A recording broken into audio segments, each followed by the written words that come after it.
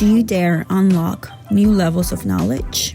Today we continue with the card of the Hierophant. It represents education, unity, spirituality, and direction. Welcome to today's episode. Let's get into it.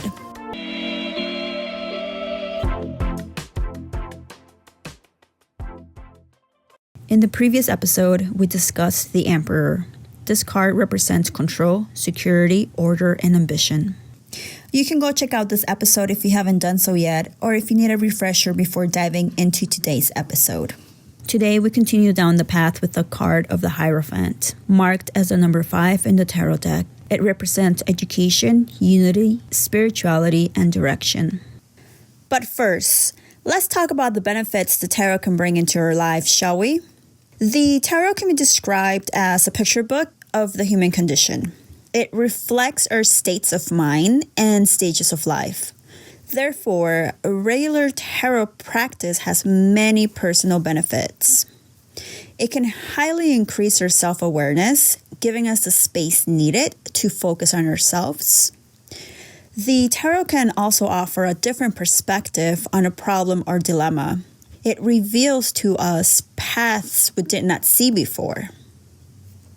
The tarot can also help us develop and fine-tune our intuition in order for us to see probable future outcomes and events in our life.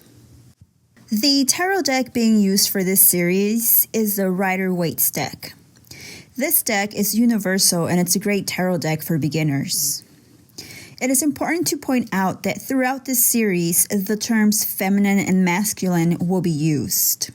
However, these terms are used to describe the energy of the cards and does not refer to actual gender roles. The feminine and masculine energies refer to the duality that exists within us and around us. It's the yin and yang. The tarot invites us to fuse both energies together in order to become complete. With that being said, today we continue down the path with the card of the Hierophant, marked as a number 5 in the tarot deck. It represents education, unity, spirituality, and direction. The Hierophant is a terrestrial high priest figure. He represents established power structures and institutions like religion, education, the government, and a group of people who share the same interests. Practically any place that holds rules and regulations. The Hierophant's gifts are self-realization and expansion, gained through the well-established structures and systems offered to us. This card brings an opportunity to further develop and gain new knowledge and skills. The Hierophant also represents good judgment and fairness. The Hierophant invites us to welcome personal growth through our inner teacher and to seek out outer counsel such as guides, mentors, teachers, and community in order to nurture our skills and talents. This is a time to develop emotionally and spiritually, to integrate mind and spirit through new teachings. It may also be a test to you of how much you are willing to conform to the established conventions. The Hierophant sits on his throne between two pillars of wisdom. He wears his religious crown and scepter, representing as the bridge between heaven and earth. He makes the hand gesture of blessings to the two individuals before him. The Hierophant represents a higher path of learning. He may be a professor, a leader, a medicine keeper, or esoteric teacher. The Hierophant's element is earth, and it's ruled by the planet Venus. Its astrological sign is Taurus. This is a fixed astrological sign, representing commitment, loyalty, and practicality. Every card in the tarot has a higher and lower energy.